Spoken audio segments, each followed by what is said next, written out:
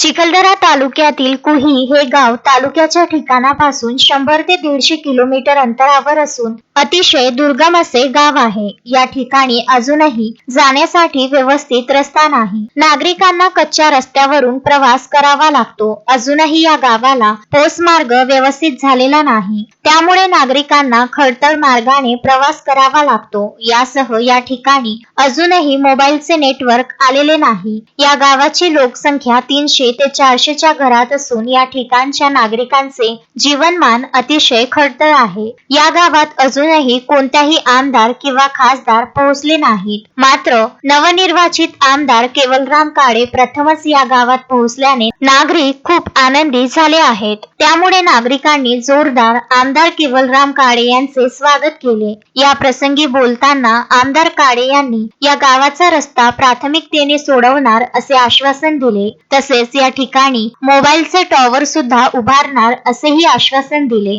व लवकरात लवकर या गावातील समस्या सोडविणार अशी ग्वाही दिली। त्यामुळे नागरिकांमध्ये अधिकच उत्साह संचारला असून येत्या काळामध्ये आपल्या गावालाही चांगला रस्ता मिळेल अशा प्रकारच्या चर्चा गावकऱ्यांमध्ये पल्लवित झाल्या असून मोबाईलचे नेटवर्क सुद्धा मिळणार याचाही आनंद त्यांना झाला आहे। यावेळी आमदार काळे यांच्या सोबत भैयालाल मावस्कर इत्यादी पदाधिकारी उपस्थित होते। मारुती पाटणकर, विदर्भ न्यूज, चिखलदरा।